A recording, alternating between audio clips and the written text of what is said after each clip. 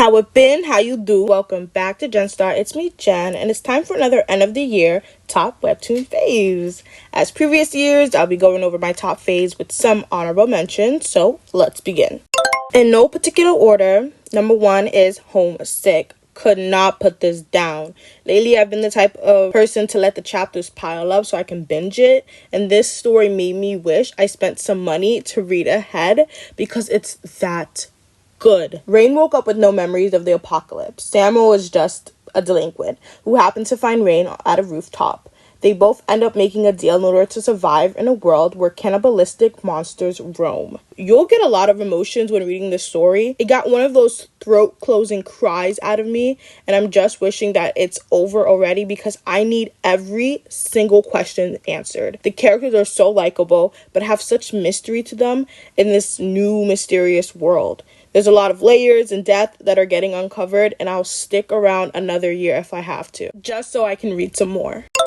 Major things to Star for introducing me to this story because, heavy anime vibes from this webtoon. I can literally see the emotions in my head, and I'm just wishing for it to become popular like Tower of God or Noblesse because it needs an animated adaptation. Hunted sends birth for a burden he unknowingly carries. You must discover the secrets of his origin and his ties to a hidden shinobi world so he can come to realize the weight of his destiny of being the last hope, the last flame of humanity standing against an ancient demonic threat. I'm admiring the characters, their abilities, just wondering what the villains are planning, and if I have to brace myself for a multi-year long hundreds on top of hundreds of episodes, I would not be mad with that. Because when this current story or arc with the villain wraps up, I could easily see more storylines if the creators choose to do so. I know there's a whole discourse about what makes an anime, but go read this and tell me you don't get the vibes.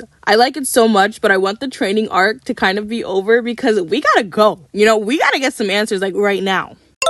What the is this story? Like, I'm reading it, but at the same time, it's just not registering in my head. Sam and Maggie are a normal couple in a normal house in a normal neighborhood. There is nothing strange about their heads, their neighbors, or their sweet little dog. Everything is fine. Listen, I'm slow at reading this book, but I am getting there, and you need to pick this up ASAP. I'm dumbfounded with this world, its people, and this story. The characters are confused. I'm confused. The comments are confused. But I guess I like confusion because I cannot put this one down. Oh boy. This story had me shaking in my boots when I first picked it up years ago. I'm good with horror, supernatural, overall creepy, mysterious content now, but back then, that used to scare me bad. I would purposely try to not read this in the dark just so I wouldn't get creeped out, but still would force myself to do so because that is just what the atmosphere needed. Am I the only one still alive? A boy wakes up to find himself in a building full of dead people, and Gangnam is shrouded in complete darkness. No cars, no electricity, and no stars in the sky. Not only Gangnam, but the entire city seems deserted. I like watching disaster movies because I'm always wondering the what ifs. And this is a major what if. The you mean there could be an earthquake and we fall down below and now creatures lurk in the darkness and my life is not guaranteed? This story isn't just creepy but sad too, so prepare for that. You go about your day and you either die instantly because earthquakes, or you survive but then you die because monsters. Distant Sky originally was uploaded around 2015, with season 4 releasing 6 years later in 2021 and a season 5 in 2022. I remember when season 3 finished, I was searching all over for some type of continuation to the point that I believed it would never continue. Then boom, I was wrong. It was such a surprise. I'm about a season and a half or less behind, but I love the series so much I can't help but prolong reading it because the series is over. I've had a script for this story in my drafts for years now because I wanted to make a video, and just maybe I'll force myself to finish it just to make that happen. The bonus with not having a consistent audience yet is that there's no rush on my end to make a video, so I can still hold on to that last season and a half, so one of my favorite stories for years isn't over for me yet. What the is this story? It was 3 a.m. and I couldn't put the story down.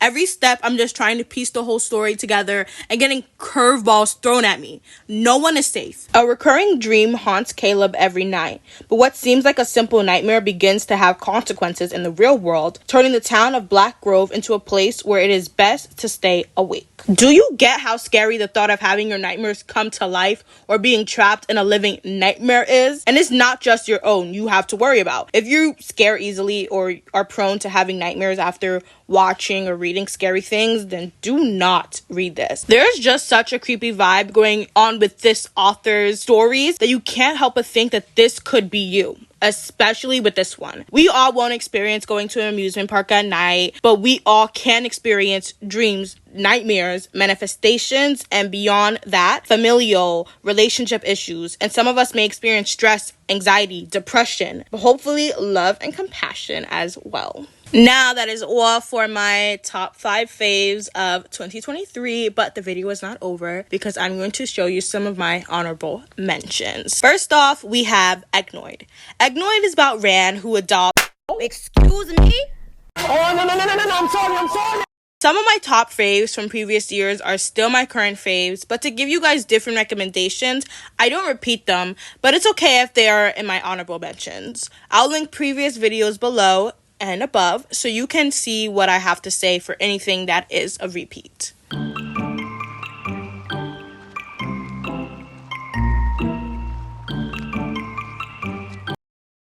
Now it is your turn to talk about your fave webtoons you've been reading this year or so far recently. We love reading webtoons over here, so leave your suggestions down below. Thank you for a great 2023 on this channel. To those who subscribe, comment, or are here to just watch, much love and appreciation to you all. I hope you had a good 2023. Jen and Star hope to see you in 2024. Stay hopeful. Mwah. Peace.